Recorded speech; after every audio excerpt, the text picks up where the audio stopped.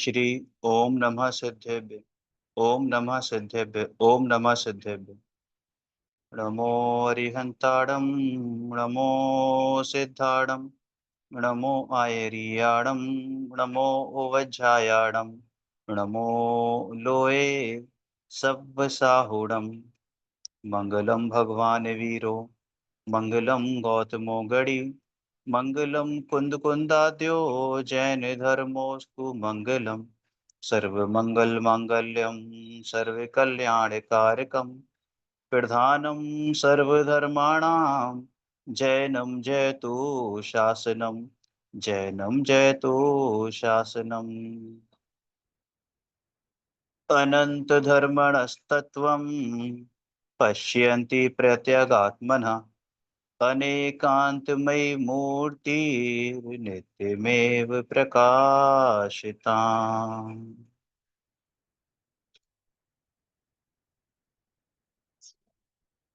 चर्चा चैतन्य की अपनी चल रही है।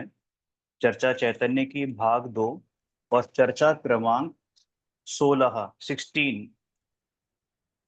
पेज नंबर 148 लास्ट पैराग्राफ है। लेकिन थोड़ा रिकॉल करने के लिए उससे पहले वाला पैराग्राफ पढ़ते हैं, फिर स्टार्ट करते हैं। क्या कहते हैं कि जब राग द्वेष मोह हुए तो वहां थम गया और ये जाना कि ये राग द्वेष मोह माने मोह राग द्वेष आत्मा से बिल्कुल ही विपरीत भाव हैं, मेरे आत्मा से बिल्कुल भिन्न भाव हैं, इसलिए ये मैं नहीं हूं। पहले कहता था कि ये मैं ही हूं, मेरे ही हैं, रागी द्वेषी मोही आत्मा ही है। ये पहला पार्ट था, माने पहले ये कहता था। अब दूसरा पार्ट ये है कि ये आत्मा रागी द्वेषी मोही होने पर भी राग द्वेष मोह से ये आत्मा नाम का जो द्रव्य है उसका कोई मिलान नहीं होता। माने कि मोह राग द्वेष से ये आत्मा बिल्कुल भिन्न है। ये दोनों विपरीत हैं। ये दो विपरीत भाव कभी भी एक नहीं होते, उनमें समझौता नहीं हो सकता। इसलिए राग द्वेष और मोह आत्मा से न्यारे हैं, क्योंकि ये आकुलता पैदा करते हैं, इसलिए न्यारे हैं। तब फिर वो इनसे भी अनासक्त होकर और उधर आत्मा की ओर झुकता है। यहाँ पर हमने ये समझा था पहले कि इसमें बात चल रही थी जो समय सारजी में 181 नंबर की गाथा है, उपयोग में उपयोग है, क्रोधादि में उपयोग ना, उसका यहाँ पर बाबूजी ने स्पष्टीकरण किया था और काफी विस्तार से भैया ने इसको समझाया भी था। इसके बाद जो पैराग्राफ है वो क्या कहता है कि युक्त, ये जो ऊपर वाली बात है उसको कैसे निर्णय करना है कि मोह राग द्वेष से मैं भिन्न हूं या मेरा स्वरूप क्या है, मेरा क्या कार्य है, वो कैसे निर्णय होगा। तो वो निर्णय होगा युक्ति आगम और युक्ति अनुमान और आगम से, इन तीनों से निर्णय होता है। ये तीनों न्याय सिद्धांत के सूत्र हैं। युक्ति अनुमान और आगम, किसी भी वस्तु को समझने का जो तरीका है वो ये है युक्ति अनुमान और आगम। ये युक्ति से हुआ ना, अब ये अनुमान से हुआ। जो ऊपर वाली बात कही कि ये राग द्वेष मेरे से भिन्न है, तो ये कैसे जाना, पहले युक्ति से जाना, सबसे पहले आगम से जाना, उसके बाद उस आगम को युक्ति में गठित किया। देखो युक्ति और अनुमान में थोड़ा सा अंतर है, अगर हम समझें। युक्ति क्या होती है कि किसी एक वस्तु के आधार से उसका निर्णय करना कि ये जो सर्टेन प्रोसेस है वो उस वस्तु के कारण हो रही है। जैसे कहीं से हमने हमने ये निर्णय किया कि धुआं उठता हुआ देखा, तो हमने क्या निर्णय किया कि वहां अग्नि है। ठीक है, ये तो हुई युक्ति।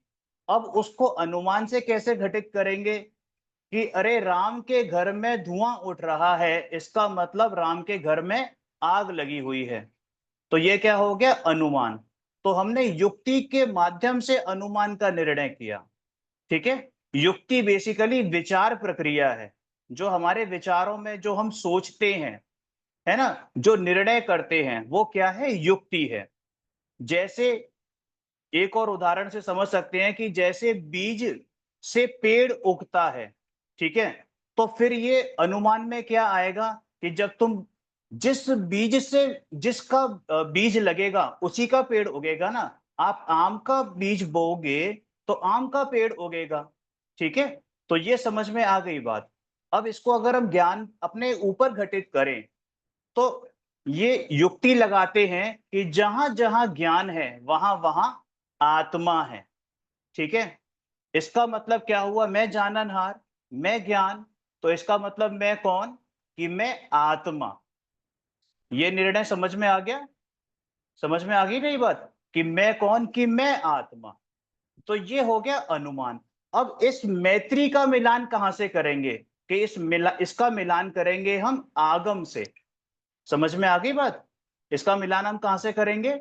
आगम से करेंगे, ठीक है? तो यानी जहां चेतना वहां ज्ञान दर्शन।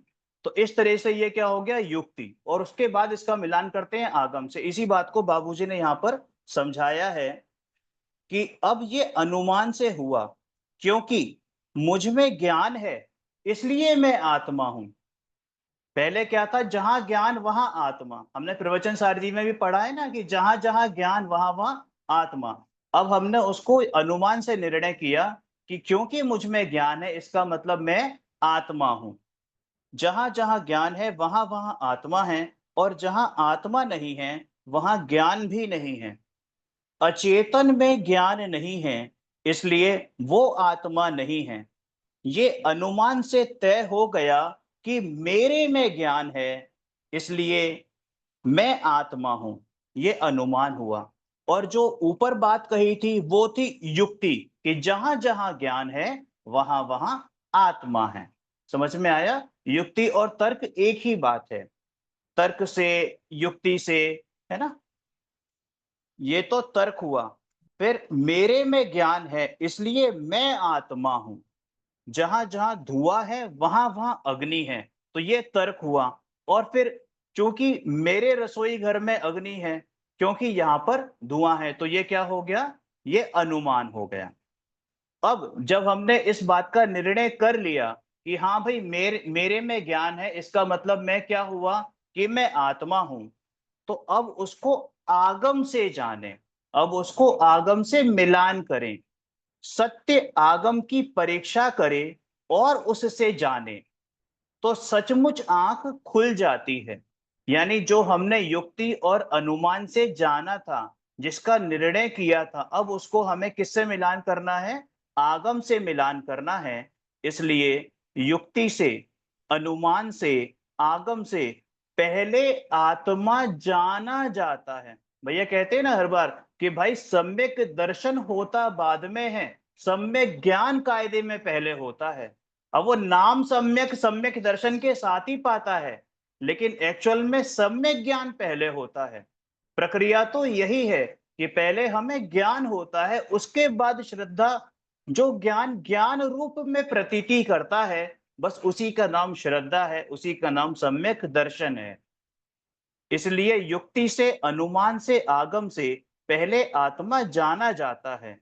सद्गुरु के उपदेश को आगम समझ लेना। अब आगम मात्र ये शास्त्र का नाम आगम नहीं है, ये भी आगम है, क्योंकि ये भी सद्गुरु का उपदेश है, आचार्य भगवान का उपदेश है। इसलिए कहा कि सद्गुरु के उपदेश को आगम समझ लेना।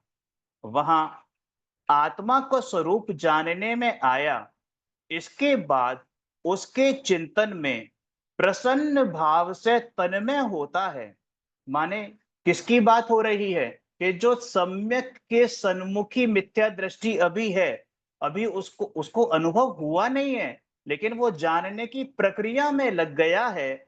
और ऐसी स्थिति से क्या प्रसन्न भाव से तन्मय हो रहा है, उसके चिंतन में प्रसन्न भाव से तन्मय हो रहा है।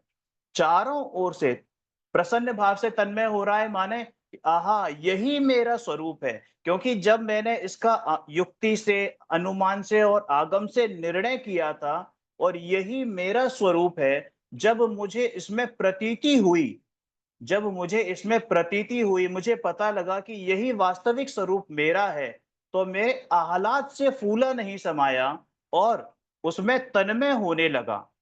चारों ओर उपद्रव हो, उपसर्ग हो, कुछ भी हो, माने कैसी भी परिस्थिति हो, लेकिन ये उस समय यदि वो चिंतन वास्तविक है, आत्मानुभव में परिणमित होने वाला है, अभी आत्मानुभव हुआ नहीं है, आत्मानुभव की ओर अग्रसर है ना? यदि ये सही चिंतन है, तो बाहर कैसे भी अनुकूल या प्रतिकूल परिस्थितियां आए, तो किसी भी परिस्थिति के सामने ये झुकता नहीं है। यदि इसने एक बार आगम का निर्णय कर लिया, हमने समय उसमें प्रवचन सारजी में पढ़ा है ना, आगम मतलब सर्वज्ञ भगवान की वाणी। तो सर्वज्ञ भगवान को जिसने द्रव्य गुण पर्याय से जाना, यथार्थ रूप से जाना, यानी कि उसने द्रव्य गुण पर्याय का स्वरूप पहले निर्णय किया कि द्रव्य गुण पर्याय का स्वरूप कैसा होता है, माने वस्तु स्वरूप कैसी की खबर ली। फिर उसके बाद सर्वज्ञ का स्वरूप जाना। तो जो सर्वज्ञ का स्वरूप जाना माने सर्वज्ञ ने जो बताया उसका स्वरूप जाना। तो वो कैसा है कि फिर ये कैसी भी परिस्थिति हो, फिर उसके सामने झुकता नहीं है, क्योंकि उसको सर्वज्ञ पर विश्वास है कि ये जो बताया है भगवान ने, मेरा स्वरूप ऐसा ही मेरा स्वरूप है। फिर कुछ भी हो जाए, फिर दुनिया के तमाम कुशास्त्र आ जाएं, कुदेव आ जाएं, कुगुरु आ जाएं, कैसी भी भाषा या कैसे भी भाषण दे जाएं, कैसे भी उपदेश दे जाएं, ये टस से मस नहीं होएगा। तो फिर ये कैसी भी परिस्थिति के सामने झुकता नहीं है। मतलब ये कि इसके सामने परिस्थिति नाम की कोई चीज ही नहीं है, वस्तु ही नहीं है। क्योंकि परिस्थिति मेरा क्या करेगी, परिस्थिति मेरा क्या करेगी? अरे निर्णय तो इसने ये किया है, किसी भी परिस्थिति में अगर मैं प्रलय में भी बह जाऊं तो मुझे सम्यक दर्शन हो। तो मेरे सम्यक दर्शन को प्रलय क्या लूटेगा? माने वही कि कैसी भी परिस्थिति हो, चाहे अनुकूल हो चाहे प्रतिकूल हो, प्रतिकूलतम परिस्थितियों में भी ये अपनी श्रद्धा से डिगने वाला नहीं है। एक कहानी आती है, पंडित साहब सुनाते हैं, सुमत भाई साहब, कि जैसे मुझे नाम ध्यान नहीं आ रहा है कौन सती थी वो, कि वो अपने ध्यान में मग्न थी, पंचम काल की ही बात है। तो उनको किसी देव ने आकर, ठीक है ना, उसने एक ऐसा समवशरण तैयार किया, मतलब काल्पनिक समवशरण रेवती तैयार रानी। किया है। रेवती रानी। रेवती हाँ, रानी। रेवती रानी की कथा सबको पता है ना। मतलब कितना दृढ़ श्रद्धान था, कितना दृढ़ श्रद्धान था कि भाई इस पंचम काल में भरत क्षेत्र में तीर्थंकर होते ही नहीं है, और वहां समवशरण साक्षात दिख रहा है, वहां केवली भी दिख रहे हैं, सब कुछ दिख रहे हैं, लेकिन फिर भी उसको इतना अटूट श्रद्धान था कि नहीं होते हैं तो होते ही नहीं है, मैं कैसे मान लूं। समझ में आया?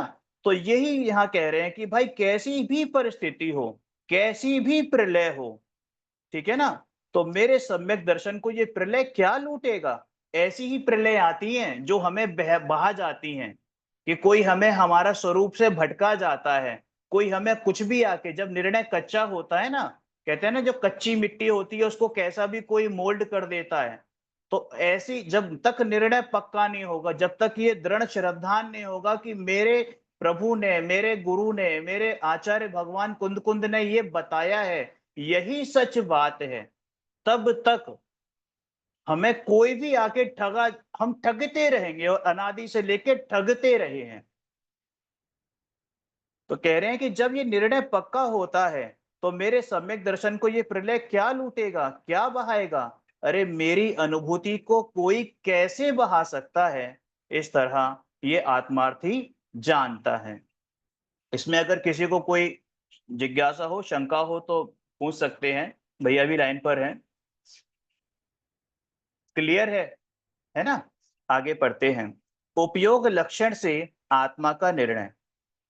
अब यहां पर प्रश्न आया कि जीव तत्व का निर्णय करने के लिए उपयोग लक्षण से कथंचित भिन्न लेना या अभिन्न लेना, है ना। तो कथंचित भिन्न लेना या अभिन्न लेना, जीव का लक्षण क्या कि उपयोग, उपयोग माने ज्ञान और चेतना, है ना। जीव, भैया ने लिखा है, मैं पढ़ देता हूं।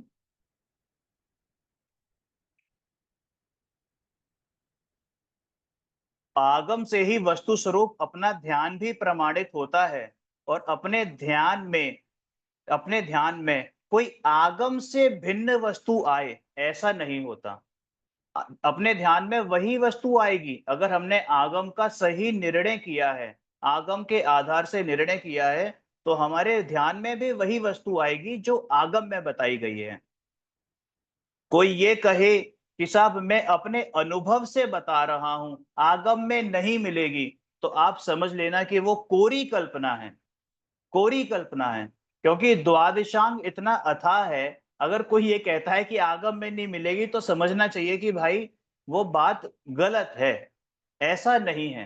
क्योंकि आचार्य भगवान कुंद कुंद भी समय सार लिखते समय सबसे पहले यही कहते हैं कि शुद्ध केवली भणिदम, मेरे मन की मेरे घर की बात नहीं है, ये तो श्रुत केवलियों द्वारा प्रणीत बात है। जो भी कहूंगा वो उनके आधार पर कहूंगा।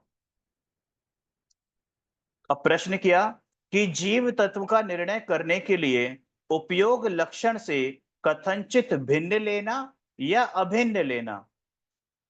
अब बाबूजी कहते हैं कि जीव तत्व का निर्णय करने के लिए उपयोग लक्षण से युक्त लेना, भिन्न नहीं लेना, उससे युक्त। पेज नंबर कौन सा है? Page number 149, 149। जीव तत्व का निर्णय करने के लिए उपयोग लक्षण से युक्त लेना, भिन्न नहीं लेना, लास्ट पैराग्राफ है, उससे युक्त लेना, क्योंकि हाँ। ये उपयोग सॉरी अर्थात, मैं डिस्टर्ब कर रहा हूँ, सॉरी। लेकिन ये जो लाइन अभी भैया पढ़ रहे हैं ना, ये सबसे जरूरी लाइन है, ध्यान से समझे इस लाइन को। सबसे इंपॉर्टेंट लाइन है ये, उपयोग लक्षण से युक्त लेना जीव तत्व को, द्रव्य को नहीं। ये ध्यान देने वाली बात है, यहाँ पे द्रव्य की बात नहीं चल रही है, तत्व की बात चल रही है। और उपयोग लक्षण यानी कि पर्याय, उपयोग लक्षण यानी कि पर्याय, पर्याय से तत्व को युक्त लेना, ऐसा क्यों कह रहे हैं? ये सोचने वाली बात है, आप सभी को सोचना चाहिए, क्योंकि हमें तो पर्याय बिना का द्रव्य लक्ष्य में लेना है, पर्याय बिना का द्रव्य लक्ष्य में लेना है ना। लेकिन यहाँ क्या बोल रहे हैं? उपयोग लक्षण से युक्त जीव तत्व, ये ध्यान से समझो इस बात को। क्या बताया बाबूजी ने, सुनो। जीव तत्व का निर्णय करने के लिए उपयोग लक्षण से युक्त लेना, भिन्न नहीं लेना, उससे युक्त लेना, क्योंकि ये उपयोग, उपयोग माने जानन क्रिया, और जानन क्रिया माने पर्याय, जैसा भैया ने अभी क्लेरिफाई किया। क्योंकि ज्ञान दर्शन के व्यापार का नाम क्या है? उपयोग, है ना। और व्यापार माने क्या? पर्याय। तो ज्ञान और दर्शन की जो पर्याय है उसी को हम उपयोग कहते हैं। तो ये उपयोग अर्थात जानन क्रिया, ज्ञान क्रिया मुझ में प्रति समय चल रही है, इसलिए मैं जीव तत्व हूं, इसलिए मैं जीव नाम का तत्व हूं, ऐसा उससे युक्त लेना। समझ में आया? अब इसमें जो मुझे समझ में आता है, बाकी भैया क्लेरिफाई करेंगे, जीव तत्व क्यों लिया, जीव द्रव्य क्यों नहीं लिया? क्योंकि जीव तत्व का नाम लेने के बाद मुझे मेरेपन का एहसास होता है कि ये मेरी बात है। किसकी बात है? मेरी बात है। जीव द्रव्य में तो तमाम जीव आ गए, उनकी बात करके मुझे करना क्या है? उनके उपयोग से मुझे लेना देना क्या है? उनके ज्ञान दर्शन से मुझे लेना देना क्या है? उनकी चेतना उनके पास है, लेकिन मेरी चेतना मेरे पास है। मेरे लिए मेरा ज्ञान दर्शन का व्यापार जरूरी है ना। वही मेरे लिए कार्यकारी है, इसलिए यहां पर जीव तत्व की बात ली है। दूसरा प्रश्न ये था, बाकी अगर इसमें कुछ फेरफार हो तो भैया क्लेरिफाई करेंगे। मुमुक्षु, नहीं, सही बता रहे हो, निर्णय का अर्थ भी करो, निर्णय का अर्थ भी करो, निर्णय का अर्थ भी करो, निर्णय का अर्थ करो साथ में। जीव तत्व का निर्णय करने के लिए माने अपने वस्तु स्वरूप की खबर पाने के लिए अपने स्वरूप का निर्णय करने के लिए कि मैं कैसा हूं, मैं कैसा हूं। ये निर्णय कैसे होगा कि मैं कैसा हूं, ये निश्चय कैसे होगा? जीव तत्व का निर्णय निर्णय कब हो सकता? निर्णय माने सम्यक दर्शन, निर्णय माने सम्यक दर्शन, निर्णय माने आत्मानुभूति। निर्णय कैसे करेंगे? निर्णय निर्णय तो है सब कुछ जो है, वस्तु स्वरूप का निर्णय किए बिना क्या समझ में आने वाला? कुछ समझ में नहीं आने वाला। यानी अगर आपको सम्यक दर्शन प्रकट करना है, आत्मानुभूति करनी है, वस्तु स्वरूप समझना है, निर्णय करना है, तो कैसे निर्णय होगा? वो कहते हैं कि ज्ञान पर्याय युक्त जीव तत्व का निर्णय करना। अब अब हमने तो सुना था कि निर्णय में पर्याय का विषय शामिल ही नहीं है, हमने तो ऐसा सुना था।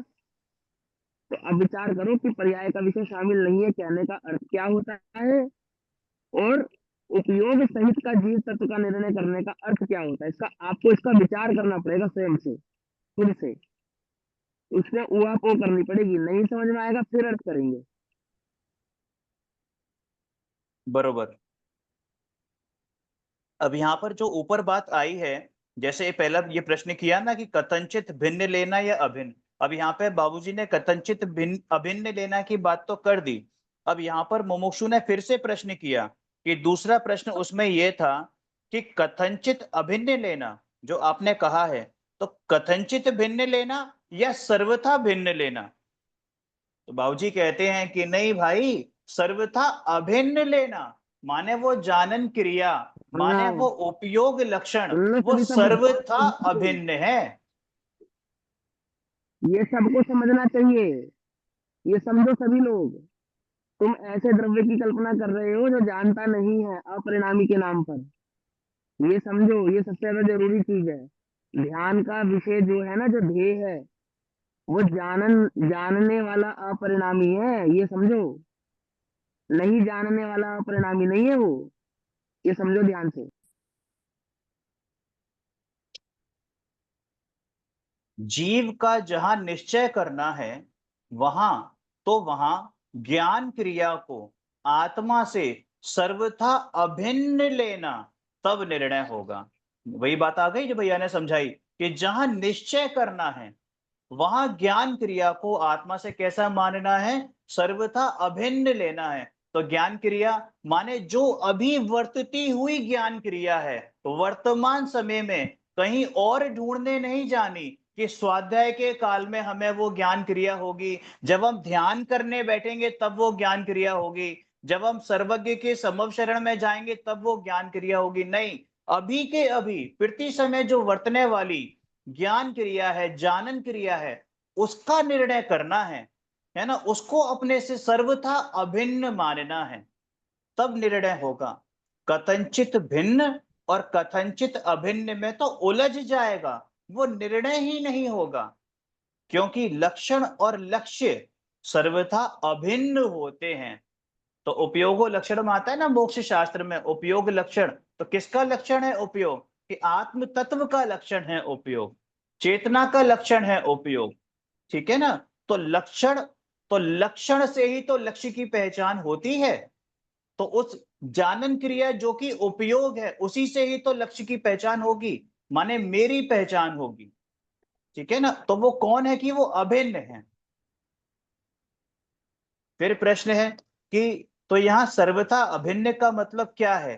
तो बाबूजी कहते हैं कि अभिन्न माने मेरे में ज्ञान है इसलिए मैं आत्मा हूं। फिर वही बात आ गई ना, पीछे समझाई थी पहले भैया पैराग्राफ में कि युक्ति से। हाँ भैया यहाँ पे जो जीव तत्व का निर्णय करने के लिए जो उपयोग लक्षण से युक्त लेना है, ऐसी बात कही है, तो उपयोग लक्षण का भाव यहाँ पे पर्याय है। तो यहाँ पे हम ऐसा कह सकते हैं द्रव्य गुण पर्याय का भेदपना,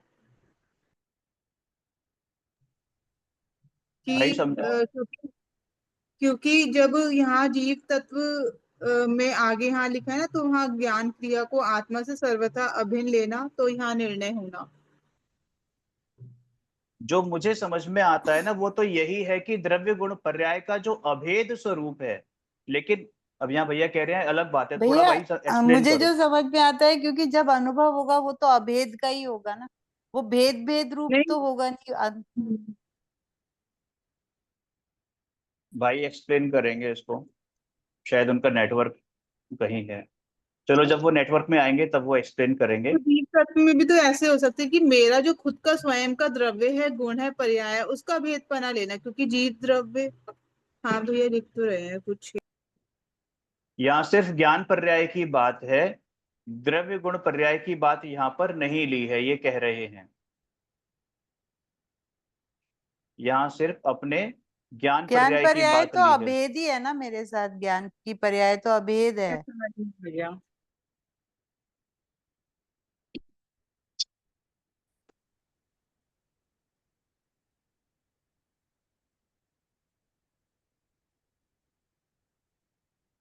कुछ ठीक है लिखा भैया। क्या?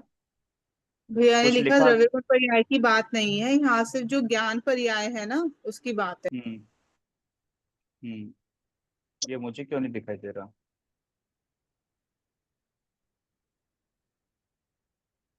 अच्छा ये रहा, द्रव्य गुण पर्याय की बात अलग है, लेकिन यहाँ सिर्फ ज्ञान पर्याय की बात है, द्रव्य गुण पर्याय की बात नहीं है। ठीक है, पढ़े आगे। हम्म। तो ये अभिन्न माने मेरे में ज्ञान है इसलिए मैं आत्मा हूं, माने ज्ञान में आत्मा हूं मैं, यह अभिन्न हुआ। फिर प्रश्न, तो ये अनंत गुण में आत्मा ही हुआ ना? बाबूजी कहते हैं कि हाँ अनंत गुण में तो है ही। यहाँ तो ज्ञान पर्याय की बात करते हैं, वही भैया ने क्लियर कर दिया उसी को। अब बाबूजी ने इसको अब बोला है कि अनंत मुझे गुण अभी में भी तो है क्लियर ही। नहीं हो पा रहा ये पॉइंट भैया। भैया ने बोला यहाँ द्रव्य गुण पर्याय की बात नहीं है, भैया ने यही तो बोला। हाँ हाँ। भैया ही समझाएंगे, कुछ नहीं, मेरे को पॉइंट क्लियर नहीं हो रहा कि क्यों नहीं लेना द्रव्य गुण पर्याय की बात, क्योंकि जब पर्याय से ही वो द्रव्य पकड़ में आएगा। और यहाँ पे उपयोग युक्त लक्षण कहकर ना, उपयोग लक्षण से युक्त लेना, जो पर्याय, जो वर्तमान पर्याय की बात चल रही है, जैसे भैया ने समझाया था कि वर्तमान पर्याय के माध्यम से हम उस ध्रुव तक, मतलब वही वो जो वर्तमान ये पर्याय है वही ध्रुव है, वही आत्मा ये है भाई। हाँ, और मैं जो समझ गया। आत्मा है वही जीव तत्व है। भैया ने जो बोला है ज्ञान पर्याय की बात तो लेना है, द्रव्य गुण पर्याय की नहीं लेना। जो अभी ज्ञान पर्याय ये जो अभी बरत रही है वो तो अभेद है, उसकी बात लेनी है। ये जो बात कही है ना शालिनी ने, नहीं बिल्कुल सही कह रही है वो। बस इसमें फर्क ये है कि शालिनी ने जो बात कही ना वो आगे बाबूजी ने एक्सप्लेन किया है, शालिनी नेक्स्ट पैराग्राफ में। द्रव्य गुण पर्याय का नाम नहीं लिया उस उन्होंने। उन्होंने बाद में ये बताया कि ये जो जानन भाव रूप है ना, अगर तुम पढ़ो ना इसको, नेक्स्ट जो लास्ट सेकंड लास्ट पैराग्राफ का सेकंड लास्ट लाइन, आत्मा तो जानन भाव स्वरूप, जानन भाव का केंद्र कोश, ज्ञान गुण से युक्त है, लेकिन जानन क्रिया आत्मा में नहीं है। अब इसमें ये एक्सप्लेन किया है, तो एक बार जब ऊपर से आएंगे तो ये चीज भी क्लियरिफाई हो जाएगी, है ना। ये तो अनंत गुण में आत्मा ही हुआ ना, अनंत गुण में तो है ही। यहाँ तो ज्ञान पर्याय की बात करते हैं। मुमुक्षु, उपयोग लक्षण से ही कथनचित भिन्न लेना कि कथनचित अभिन्न लेना, अभी भी उनकी वही अटकी है कि भाई अभिन्न लेना। पहले आत्मा को जानने के लिए, आत्मा की सत्ता स्वीकार करने के लिए अभिन्न लेना, है ना। पहले आत्मा को जानने के लिए, आत्मा की सत्ता स्वीकार करने के लिए अभिन्न लेना। और उपयोग तो आत्मा ही कहा है, उपयोग को तो आत्मा ही कहा है, उससे तो भिन्नत्व का ही क्या सवाल है। हाँ, वो जानन क्रिया से भिन्न है, जानन क्रिया से भिन्न है आत्मा, क्योंकि जानन क्रिया रूप नहीं है। अभी इसको एक्सप्लेन करेंगे कि आत्मा तो जानन भाव रूप, जानन भाव का केंद्र कोश, ज्ञान गुण से युक्त है, लेकिन जानन क्रिया आत्मा में नहीं है। अब ये जो यहाँ पर बाबूजी ने जो अपेक्षा कही है, वो एक बार भैया ने एक बहुत अच्छी बात बताई थी कि जानना मेरा स्वभाव है, जानना मेरा कार्य नहीं है, मतलब मेरी मजबूरी नहीं है कि मुझे ये करना है, ये मेरा स्वभाव है। तो मेरे हिसाब से शायद, अब भैया उसको एक्सप्लेन करेंगे बेटर तरीके से, लेकिन जो मैं समझ पा रहा हूं कि जानना क्रिया आत्मा में नहीं है, जानना स्वभाव बताया, लेकिन जानन क्रिया आत्मा में नहीं है, माने जानन क्रिया ज्ञान गुण की बात है, जानन क्रिया ज्ञान गुण की बात है, ज्ञान गुण की जो क्रिया है उसकी बात है यहाँ पर। उपयोग आत्मा की बात नहीं है, उपयोग का दूसरा नाम आत्मा भी है, उपयोग को आत्मा भी कहते हैं, तो वहां उसकी बात नहीं है। जैसे भैया ने अभी क्लियर किया ना कि द्रव्य गुण पर्याय की बात नहीं है, यहाँ ज्ञान पर्याय की बात है। तो यहाँ स्पेसिफिकली यही कहा कि अगर हम जानन क्रिया को आत्मा से संबंधित करेंगे, ये आत्मा की ये जानन क्रिया है, ये कहेंगे, तो क्या होगा कि वहां द्रव्य गुण पर्याय वाली बात आ जाएगी। जहां कोई इस तरह का प्रश्न होता है कि जैसे वो क्रोध आदि का कर्ता नहीं है और घट आदि का कर्ता नहीं है, तो फिर किसका करता है? तो वो ज्ञान का करता है, जानन भाव का करता है, ये उत्तर आता है। लेकिन जानन भाव का करता हूं यहां रुक नहीं जाता, इससे आगे बढ़ता जाता है और जानन भाव से मैं ज्ञायक हूं, बस वहां पहुंच जाता है। ये वास्तविक रीति है। अभी क्लियर हुआ कि हम जानन क्रिया से क्यों यहाँ पर भिन्न बताया गया। सिर्फ इसीलिए बताया गया कि कहीं वो जानने में ही ना अटक जाए, क्योंकि जानने में तो दुनिया के पर द्रव्य भी आ रहे हैं, दुनिया भर के द्रव्य आ रहे हैं, ये क्रोधादि भाव भी आ रहे हैं, रागादि भाव भी आ रहे हैं। तो भाई कब तक तू इन रागादि भावों को जानता रहेगा? उससे आगे बढ़ के अपने आप को एकमात्र ज्ञायक अनुभव कर। अब वो जानने से अलग नहीं है, लेकिन दृष्टि अगर उसकी जानने पे रहेगी, दृष्टि उसकी जानने पे रहेगी। दृष्टि किस पे होनी है? जाननहार पर। और हम दृष्टि किस पे कर रहे हैं? जानने पर। समझ में आया? तो फिर अपना निर्णय कैसे होगा? हम वहीं अटक जाएंगे, है ना। वहां पहुंच जाता है। हमें तो किसका निर्णय करना है? एकमात्र ज्ञायक भाव का निर्णय करना है। यह वास्तविक रीति है। जानन भाव क्या है? जानन भाव बस ये कि ये राग द्वेष मोह मेरे नहीं हैं। यदि इसमें रुक गया तो आत्मा तक पहुंचकर इसकी उपलब्धि कैसे होगी? वो तो राग द्वेष मोह को जानने में लग गया, तो वहां से सड़ान की बू आएगी, इसलिए ये मेरे नहीं है ऐसा कहकर एकदम यू टर्न घूम लेता है कि मैं तो चिन्ह मात्र ज्ञायक हूं। अभी स्पष्ट हुई बात? शालिनी थोड़ी सी क्लियर हुई? हेलो, हो गए भैया। आपने, हाँ, आपने ये कहा कि उपयोग को सर्वथा अभिन्न लेना और जानन क्रिया को भिन्न लेना, है ना, क्वेश्चन मार्क।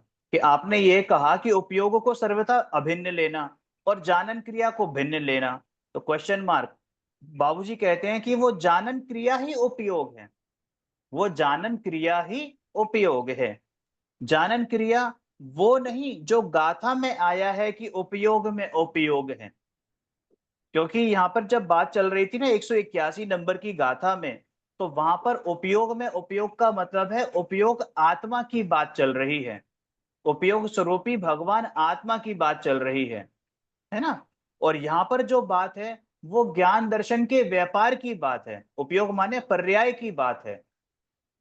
और यहाँ पर जो 181 नंबर की गाथा की बात है कि वहां पर उपयोग में उपयोग, वो तो उपयोग में आत्मा ही है, उसमें तो उपयोग को आत्मा ही कहा, क्योंकि आत्मा ज्ञान स्वरूप है। आचार्य ने ये प्रक्रिया सर्वत्र ही ली है ना। ज्ञानमय, ज्ञान स्वरूप आत्म तत्व है, वो मैं हूं, ये ज्ञान है, सो मैं हूं, इस तरह से बताया है। इसीलिए अभिन्न लेना। इस उपयोग को कैसे अभिन्न लेना? इसलिए अभिन्न लेना क्योंकि मैं एकमात्र ज्ञायक भगवान आत्मा हूं, ज्ञान स्वभावी, ज्ञान स्वरूपी हूं। भिन्न तो उस समय लेना कि जब क्रिया की बात माने परिणाम की बात आई, परिणाम की बात आवे उस समय भिन्न है। उसमें जानन क्रिया भी आ गई, उसमें राग नहीं है। उपयोग शब्द का अर्थ ये भी है कि वो, इसमें से थोड़ा सा एक्सप्लेन करने का है, लेकिन मुझे लगता है कि भैया आएंगे वही बेहतर एक्सप्लेन कर पाएंगे, इसलिए मैं इसमें कुछ विशेष प्रकाश नहीं डाल रहा। उपयोग शब्द का अर्थ ये भी है कि वो आत्मा है, कि आत्मा है मुमुक्षु।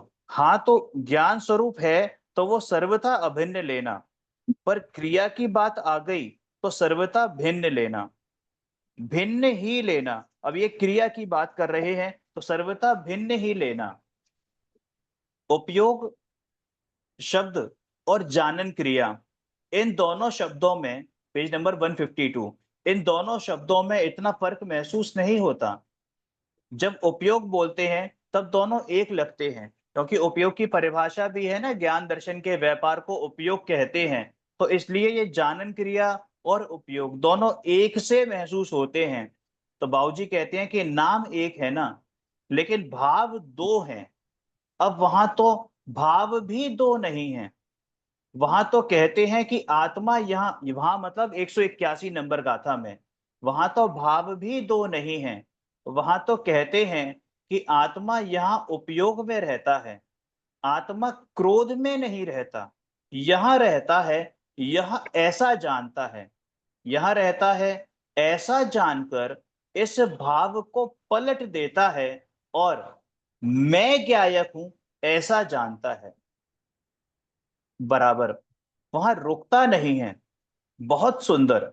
यहां रहता है उतना जानकर उस भाव को पलट देता है कि मैं ज्ञायक हूं।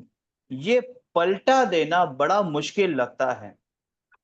असली चीज तो पलटना ही है। आप जितनी सरलता से पलटाने की बात कर रहे हैं, उस समय तो थोड़ा सा समझ में आ जाता है। पाओ जी, नहीं, वो है सरल, लेकिन बहुत उलझा हुआ है ना। बिल्कुल ऐसा है कि जैसे कर्जा तो बहुत हो, पास में पैसा भी हो, लेकिन नीयत खोटी हो तो कैसे काम चले। बराबर, अरे कर्जा भी है और पैसा भी है और नीयत भी खराब है, ये जवाब बराबर है। अब नहीं पूछेंगे ये प्रश्न कर्ता बुद्धि का। इसमें थोड़ी सी जो बात मुझे नहीं समझ में आई है, वो ये पीछे वाला जो पेज था 151 नंबर पर, भैया शायद है नहीं, लेकिन उसको क्लेरिफाई कर लेंगे, नोट कर लेते हैं कि भिन्न, कि जिस समय क्रिया की बात, परिणाम की बात आई, परिणाम की बात आवे तो उस समय भिन्न है, उस समय जानन क्रिया भी आ गई, इसमें राग नहीं है। तुम समझ पा रहे हो शालिनी, क्या मतलब है इसका? मैं कनेक्ट नहीं कर पा रही, आप क्या बात कहना चाह रहे हो? आपने 151 151 नंबर, बोला ना अभी। हाँ, ये जो सेकंड पैराग्राफ है ना, आपने ये कहा कि उपयोग को सर्वथा अभिन्न लेना और जानन क्रिया को भिन्न लेना। इसमें जो लास्ट लाइन है ना, भिन्न तो उस समय लेना कि जिस समय क्रिया की बात, परिणाम की बात आई, परिणाम की बात आवे उस समय अभिन्न है, उस समय भिन्न है, उसमें जानन क्रिया भी आ गई, उसमें राग नहीं है।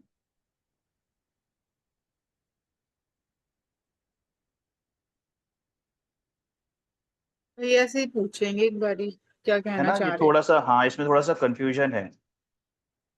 चलो आगे पढ़ते हैं, पेज नंबर 152 लास्ट, पारिणामिक भाव और परम पारिणामिक भाव।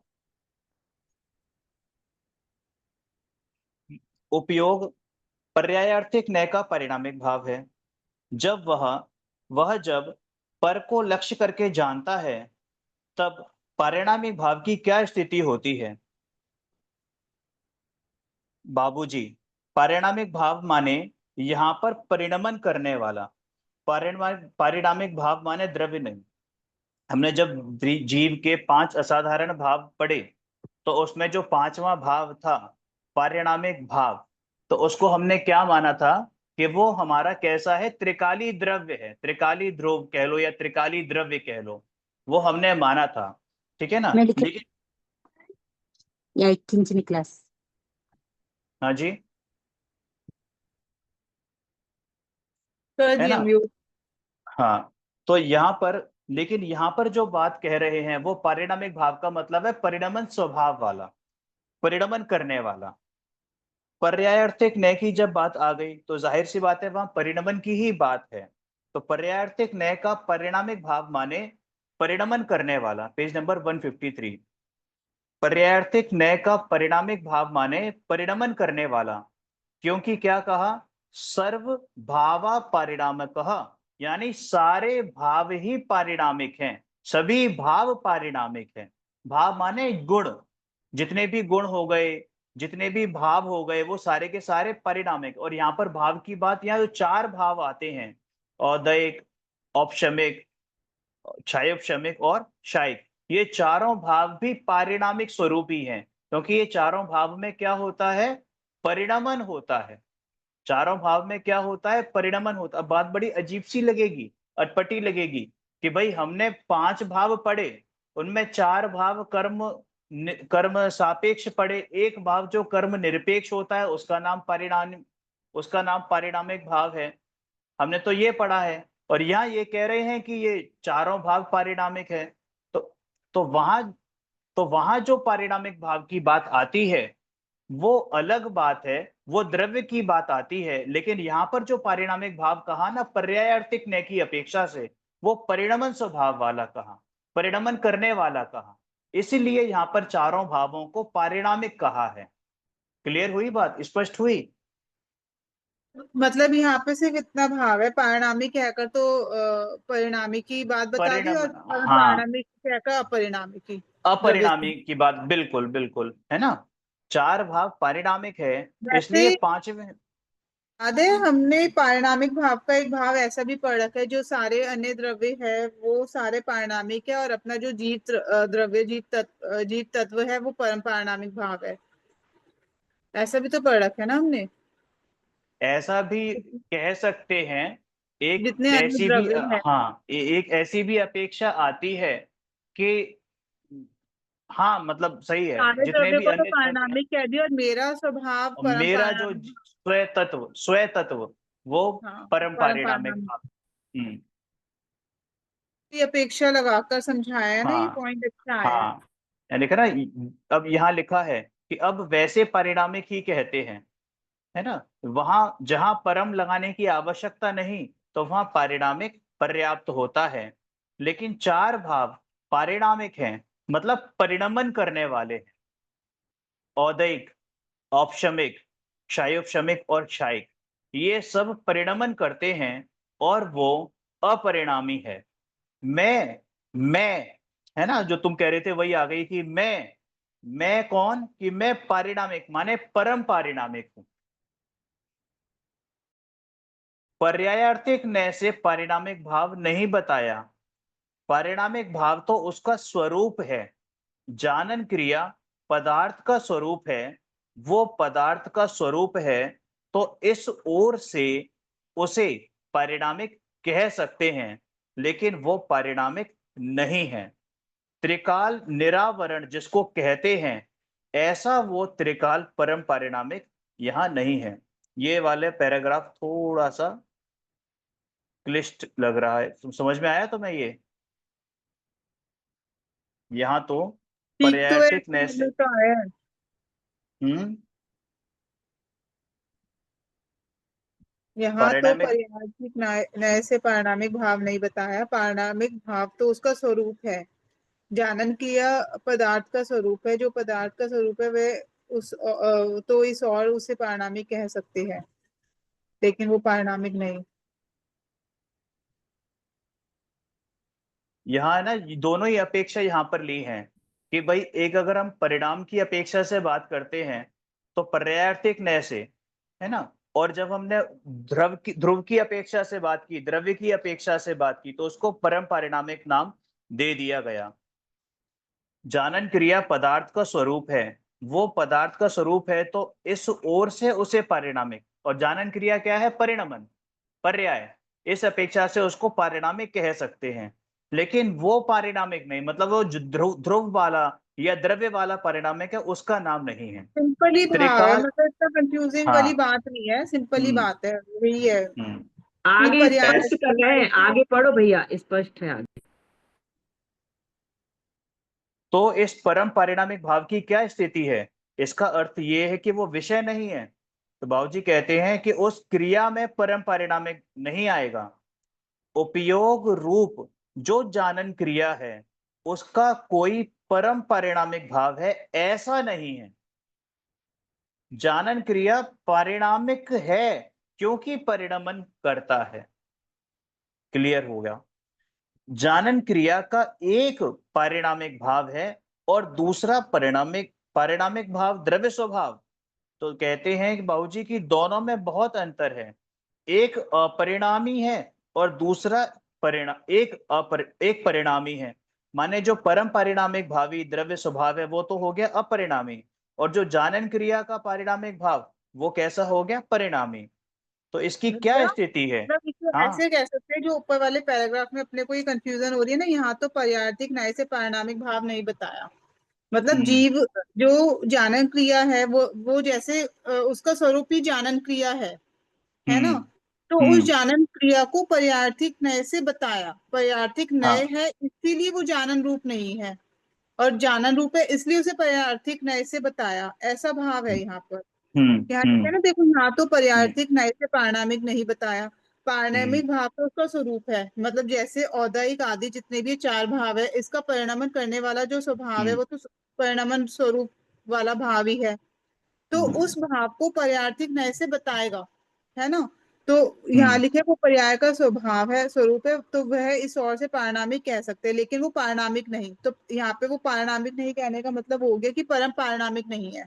और नीचे देखो हम्म यहाँ लिखा हुआ है ना, जानन क्रिया का एक नहीं, इसके ऊपर हम्म उस क्रिया में परम परम पारिणामिक भाव नहीं आएगा। उपयोग रूप तो जानन क्रिया है, उसका कोई परम पारिणामिक भाव है ऐसा नहीं है। ऐसा नहीं है, जानन बिल्कुल। क्रिया तो पारिणामिक है, क्योंकि क्योंकि मुझे ऐसा फील हुआ कि इसमें ये बताना चाह रहे हैं कि पारिणामिक भाव जो है ना, परिणमन स्वरूप जो चार औदायिक आदि जो चार भाव है, उनका जो हम्म स्वरूप है वो परिणमन स्वरूप है ना, वो पर्यायिक न्याय का विषय है बरोबर ना, बरोबर। ऐसा। तो ऊपर नहीं, लिखा है ना, सही है। उपयोग पर्यायिक न्याय का हाँ, पारिणामिक भाव भी है, सही ऐसा भी सही लिखा है। हुआ है। सही है।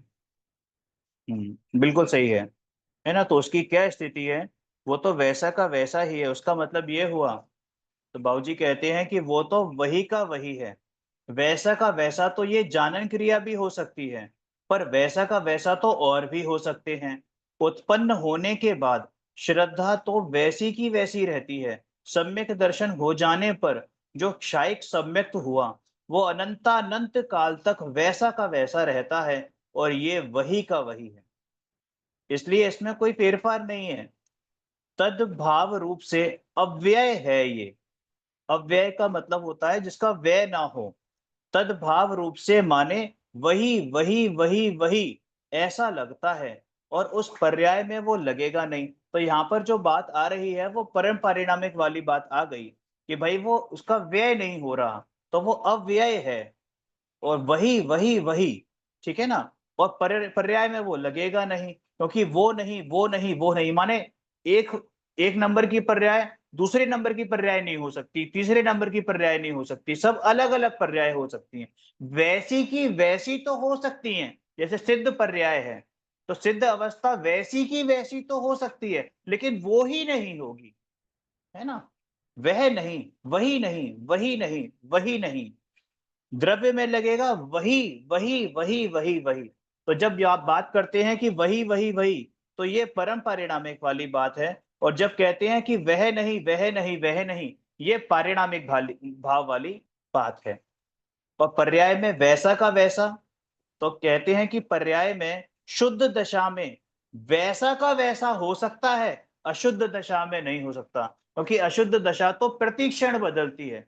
कभी शुभाशुभ शुभाशुभ शुभाशुभ रूप भाव होते हैं, लेकिन जब एक बार छायक सम्यक तो हुआ, तो वो शुद्ध दशा चलती चली गई चलती चली गई चलती चली गई। भैया तो की हाँ, अपेक्षा। तो फिर यहाँ पे द्रव्यार्थिक नय से परम पारिणामिक भाव और पर्यायिक नय से पारिणामिक भाव ऐसा लिया है क्या? हाँ कह सकते हैं, बिल्कुल बिल्कुल, है ना। परम पारिणामिक भाव तो अपरिणामी है, तो उसको परम पारिणामिक भाव क्यों कहा? परम पारिणामिक भाव तो अपरिणामी है, तो उसको परम पारिणामिक भाव क्यों कहा? बाबूजी कहते हैं कि इसलिए कहा क्योंकि वो अन्य पारिणामिक से भिन्न है। माने यहाँ पर शुद्ध दशा वाली बात आ गई, कि भाई ये शुद्ध दशा जो हो रही है वो वही की वही की वही की वही की वही। क्यों कहा है? क्योंकि वो अन्य अन्य पारिणामिक से भिन्न है, अपरिणामी है। लेकिन अन्य जो पारिणामिक है उनसे ये अन्य प्रकार का है, इसलिए इसे परम पारिणामिक कहा है। तो परम पारिणामिक कहने से हमें जान लेना चाहिए कि ये उन पारिणामिक से भिन्न है, अर्थात अपरिणामी है और मेरे लिए परम है। जैसे तत्व और परम तत्व, तो तत्व में तो जीव अजीव आश्रव बंध संवर निजरा मोक्ष आ जाते हैं, और परम तत्व में शुद्ध जीवास्तिकाय जो 7 तत्व से भिन्न हो वो आता है। ठीक है। पर्याय का पारिणामिक भाव क्या होता है कि पर्याय का पारिणामिक अर्थात बदलना, पर्याय का परिणमन होना वो पारिणामिक है, जो पीछे एक्सप्लेन किया है बाबूजी ने। माने परिणमन हुए बिना रहे नहीं, तो उसका पारिणामिक भाव होता है कि उसका पारिणामिक भाव है, वो पारिणामिक भाव कहलाता है, कोई अलग से नहीं होता। पर वो जो पारिणामिक कहलाता है क्योंकि वो परिणमन करता है। जानन क्रिया भी पारिणामिक है, परिणमन करती है। परम पारिणामिक से ये सब न्यारे हैं, बिल्कुल न्यारे हैं, क्योंकि ये नए नए उत्पन्न होते हैं। और जो द्रव्य है वो कैसा है, वो त्रिकाली है। जो परम पारिणामिक है वो वही का वही है, उसमें कभी बदलाव नहीं होता, वो द्रव्य ही है। परम पारिणामिक माने द्रव्य, शुद्धात्म तत्व। भैया तो इसका निचोड़ क्या निकला कि जो जानन जानन क्रिया है वो पारिणामिक है और जो शुद्धात्म स्वरूप है वो परम पारिणामिक है। जी, जी, बिल्कुल। अगर एक लाइन में एक्सप्लेन करें तो बिल्कुल आपने सही कहा है, यही मतलब है इसका कि भाई जानन क्रिया तो क्या होगी, पारिणामिक भाव, और जो मेरा शुद्धात्म स्वरूप है वो हो गया परम पारिणामिक। तो बाबूजी ये पर्याय का पारिणामिक भाव किस तरह से प्रयोजन भूत है, तो कहते हैं कि पर्याय का पारिणामिक भाव क्या होता है कि परिणमन करना, बस वही है पारिणामिक, इसको पारिणामिक कहते हैं। उसका कोई पारिणामिक भाव अलग से नहीं है, वो तो द्रव्यत्व गुण है। उसका वो द्रव्यत्व गुण कि जिसके सहारे से वो प्रति समय परिणमन करता है। सामान्य गुणों गुणों में है ना द्रव्यत्व गुण, तो वो परिणमन करता है। षट गुणी हानि वृद्धि, और इसके साथ में वो भिन्न पर्याय हैं, लेकिन वो पर्याय में ही हैं, वो पर्याय के साथ ही अभेद है, चाहे शुद्ध हो या अशुद्ध हो। लेकिन हर पर्याय में षट गुणी हानि वृद्धि होती है, संसार दशा में और सिद्ध दशा में, सब में। और अगुरु लघुत्व नाम का जो सामान्य गुण उसका हेतु है, वो अगुरु लघुत्व का ही प्रकार है। अगुरु लघुत्व एक तो सामान्य गुण है, और एक अगुरु लघुत्व नाम कर्म होता है, और एक अगुरु लघुत्व जो है वो गोत्र कर्म होता है। जो गोत्र कर्म के अभाव में अगुरु लघुत्व गुण सिद्धों को पर्याय में प्रकट होता है। इस प्रकार ये 3 होते हैं। और अगुरु लघुत्व नाम के सामान्य गुण की पर्याय षट गुणी हानि वृद्धि में निमित्त होती है, अर्थात एक ही समय में 6 गुणी हानि और 6 गुणी वृद्धि, और पदार्थ का ज्यों का त्यों रहना, यानी उत्पाद व्यय स्वरूप में, उत्पाद व्यय में भी ध्रुव का बना रहना, वैसा का वैसा, वही का वही, माने उसमें गुरुता और लघुता नहीं होना। पर्याय में गुरुता लघुता होने पर भी जो द्रव्य है वह वही का वही रहता है, और पर्याय भी पूरी रहती है। षट गुणी हानि वृद्धि हो जाती है और पर्याय पूरी रहती है। जैसे समुद्र में ज्वार आया, फिर भाटा आया, माने टाइड्स, हाई टाइड और लो टाइड्स होती हैं, और समुद्र वहीं का वहीं रहा। माने जिस समय वो ज्वार आया उस समय वो समुद्र बढ़ा नहीं, और जिस समय भाटा आया उस समय वो घटा नहीं। इसका अगर आपको विशेष स्पष्टीकरण चाहिए तो समय सार जी की गाथा नंबर 14 में जो नियत विशेषण बताया है ना, उसमें बहुत खुलासा किया है इस वाले एग्जाम्पल का, और इसी षटगुणी हानि वृद्धि का। उसमें भी बहुत अच्छी तरह उसी का यहाँ पर ये कौन ज्वार सी वाला, पुस्तक में? अरे समय सार जी में 14 नंबर की गाथा, नहीं, हमेशा अनुशीलन में। अनुशीलन में, अनुशीलन में है अनुशीलन ना। में क्या? हाँ, जिस समय भाटा आया उस समय वो घटा समय नहीं। में, समय सारजी में या पंचास्ती काय जी में? समय सार जी की 14 नंबर, पंचाशती काय में भी है, समय सार हाँ जी की हाँ हाँ। 14 नंबर में भी है ये, शट अच्छा उसका ठीक। समुद्र मूल वाला टीका जो में, दिया है ना, नियत मूल नियत टीका में। मूल टीका में तो 2 लाइन लिखी होती हैं भैया, उसमें दादा ने वो स्पष्ट किया दादा है की लिखी अनुशीलन, हुई है ना, दादा की अच्छा अच्छा अच्छा अनुशीलन है ना अच्छा, अनुशीलन सभी। में, हाँ। ठीक ठीक ठीक अनुशीलन ठीक में ठीक ठीक ठीक स्पष्ट ठीक किया ठीक। है उसको। हम्म। और समुद्र वहीं का वहीं रहा, माने जिस समय जो ज्वार आया उस एक समय वो सेकेंड समुद्र। भैया, भैया आ गए ना, हिमांशु भैया आ गए।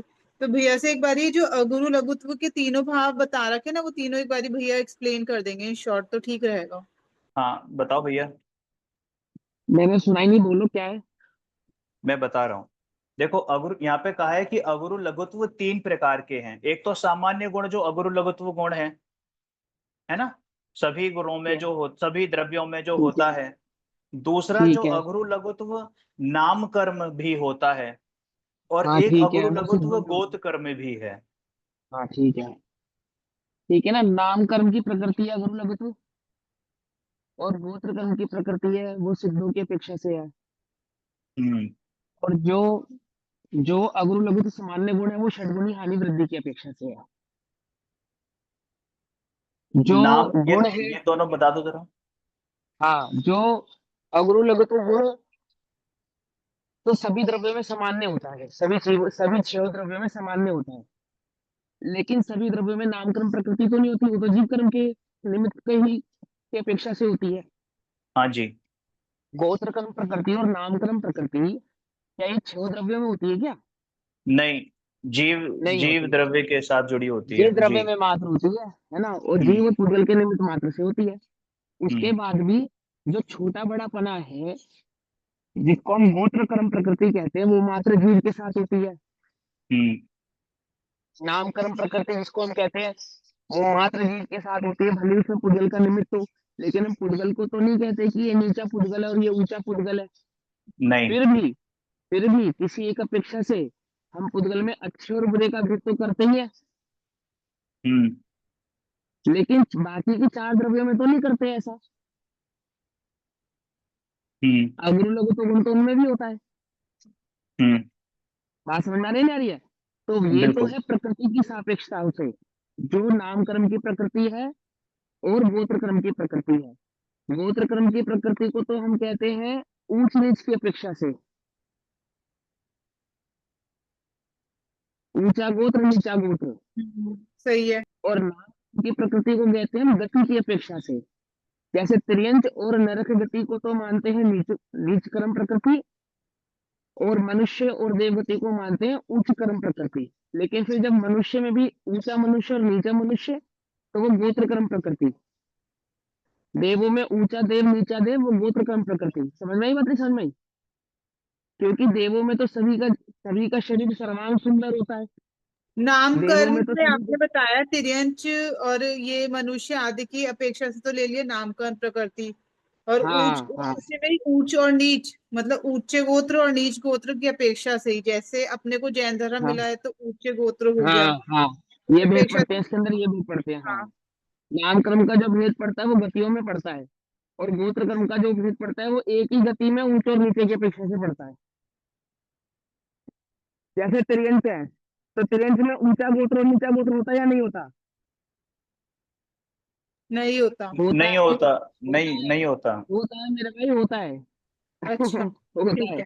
शेर को उच्च गोत्रीय मानते हैं, सुअर को नीच गोत्रीय मानते हैं, मालूम?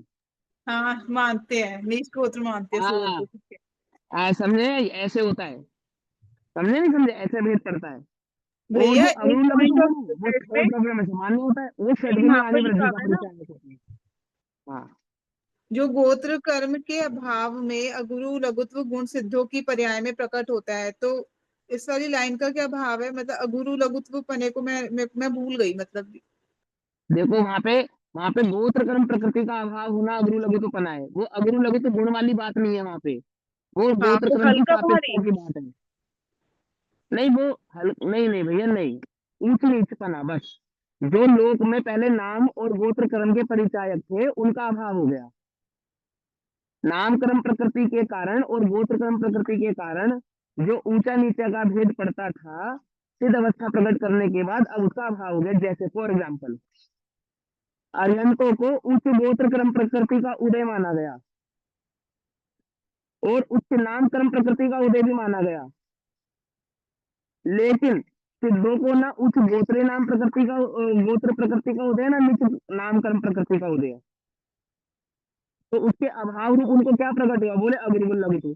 लेकिन एक अगुरु लघुतु गुण होता है जो षटगुणी हानि वृद्धि का परिचायक होता है, उसका नामकरण प्रकृति और गोत्रकरण प्रकृति से कोई लेना देना नहीं होता, उसके सापेक्ष हम उसका कथन तो करते हैं। आत्मा में एक ही नाम के बहुत गुण होते हैं, मालूम।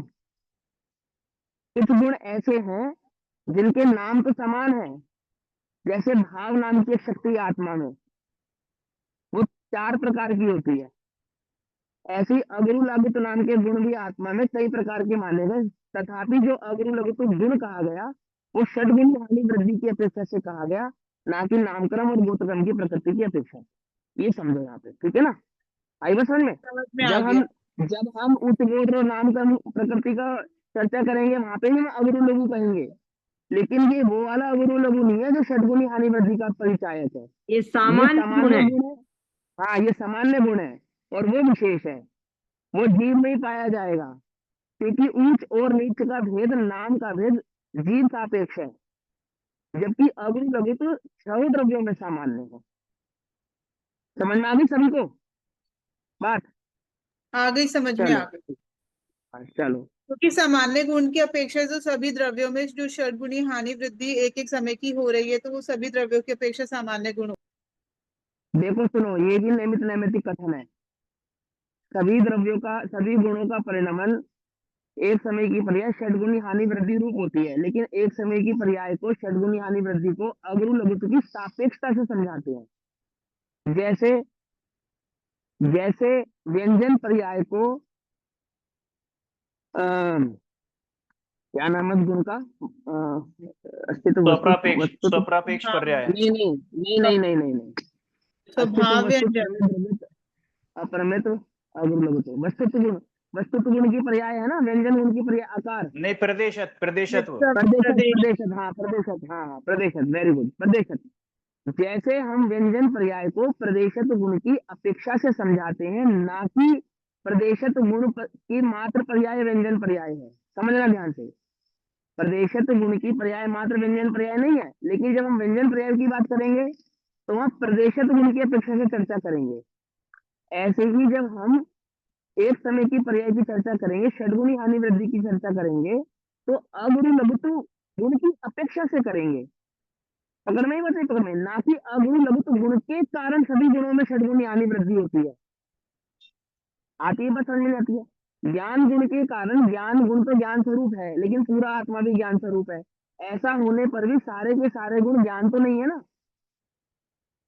ऐसे ही अगुरु लघुत्व गुण की अपेक्षा से सभी द्रव्यों में होने वाली पर्यायों को षटगुणी हानि वृद्धि को समझाएंगे, लेकिन किसी भी गुण की जो पर्याय है, वो पर्याय किसी एक गुण के कारण तो षटगुणी हानि वृद्धि रूप नहीं हो सकती।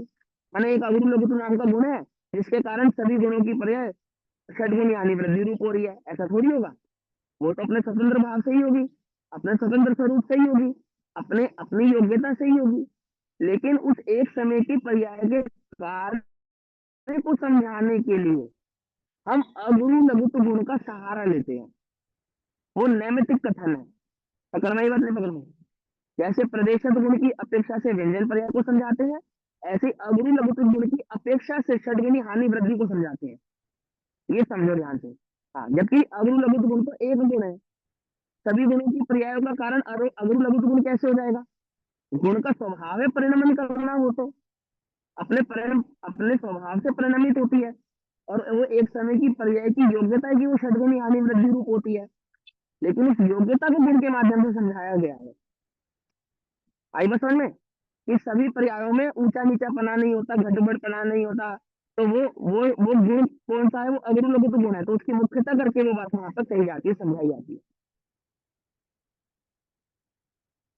बरोबर, बिल्कुल आया बिल्कुल समझ बिल्कुल में बिल्कुल, क्लियर हो गया भाई। अब ये लास्ट पैराग्राफ करके फिर वाइंड अप करते हैं कि षटगुणी हानि वृद्धि हर पर्याय में होती है, वो पर्याय उसमयी है। भले मिथ्यात्व की पर्याय हो, लेकिन वो षटगुणी हानि वृद्धि की पर्याय उसमय है। इसलिए सब गुणों की पर्याय में ये षट गुणी हानि वृद्धि होती है, और इसका निमित्त जो है वो अगुरु लघुत्व गुण की पर्याय है, जो सामान्य गुण है। भैया ने इसको एक्सप्लेन भी कर दिया बहुत अच्छी भैया तरह से। यहाँ हम्म। पर ना वही निमित्त, वाली बात आ गई, मतलब जो ये इन्होंने कहते कहा हैं ना कि निमित्त। अर्थ पर्याय, भैया यहाँ पे हाँ वही एक वाली सेकंड, बात आ गई जो ये कहते हैं कि सिर्फ अर्थ पर्यायों में स्वभाव अर्थ पर्याय होती है, विभाव अर्थ पर्याय नहीं होती। तो यहाँ पे ये भी एक्सप्लेनेशन होगा कि अर्थ पर्यायों में जो विभाव अर्थ पर्याय है वो भी षड्गुणी हानि वृद्धि रूप से ही परिणमित होती है। हाँ मिथ्यात् की पर्याय को भी षड्गुणी हानि वृद्धि रूप कह रहे हैं ना, एक बात। दूसरी बात, इन्होंने ये भी कहा ना निमित्त अगुरु लघुत्व गुण की निमित्त की अपेक्षा से कहते हैं, ये शब्द भी ध्यान दो ना। तो हम इस बात पे तो ध्यान नहीं देते, हम तो क्या समझते हैं अगुरु लघुत्व गुण के कारण होती है, वो कारण। अगुरु लघुत्व गुण से तो समझाया गया है ऐसा। बरोबर बरोबर। अगुरु लघुत्व गुण की पर्याय, इसका निमित्त नैमित्त एक संबंध है, उसके कारण से नहीं होता। कारण से नहीं हाँ, होती, निमित्त हाँ। है वो समझाया, मतलब निमित्त है। अगुरु हेलो, लघुत्व के निमित्त से तो बताया हाँ गया जी है। भाई, हाँ जी भाई, हाँ जी भाई। हाँ हाँ हाँ, अगुरु लघुत्व गुण षड्गुणी हानि वृद्धि का उपादान कारण नहीं, निमित्त कारण है। निमित्त कारण है, ये, बरोबर। हाँ ये बात। और मिथ्यात्व में भी षड्गुणी हानि वृद्धि होती है, इसका मतलब वो अर्थ पर्याय का भेद है, कई प्रकार हम्म। की, है ना, अर्थ विभाव अर्थ जैसे पर्याय होती है, वो सब जैसे समझेंगे भैया हम। आपने वो समझाया था ना, काल द्रव्य समझाया था। हाँ, काल द्रव्य में भी पर्याय तो यही के बताया था कि पर्याय प्रति के समय की परिणमन पर्याय। को, हाँ प्रति, हाँ पर्याय के परिणमन को काल द्रव्य की अपेक्षा से समझाते हैं। समझाया काल जाता है, द्रव्य, बिल्कुल। काल द्रव्य के कारण पर्याय परिणमित नहीं होती है, नहीं। क्योंकि पर्याय के स्वभाव को समझाना है तो वहाँ काल का निमित्त लेते हैं, तो काल द्रव्य का निमित्त पड़ जाता है। अब आलोकाकाश है, वहां पे भी परिणमन हो रहा है, लेकिन काल द्रव्य नहीं है, परिणमन तो हो ही रहा है ना। लेकिन उसके परिणमन को भी जब हम कहेंगे एक समय का, तो जैसे हमने समय कहा तो काल द्रव्य का निमित्त आ गया उसके अंदर, ऐसा। बरोबर। निमित्त के अपेक्षा से वो कथन होता है। समझ में आया ये पॉइंट। बिल्कुल भाई, क्लियर। परमार्थ का कथन भी निमित्त के बिना संभव नहीं है, परमार्थ नहीं का है। कथन। जी। ये चलिए। निज निधि निज में बताई यह अनंत उपकार है, उसके लिए जिन वाणी माँ को वंदना शत बार है, वंदना शत बार है। नमो रिहंतड़म, नमो सिद्धाड़म, नमो अयरियड़म, नमो वज्रयणम, नमो लोसर्षम।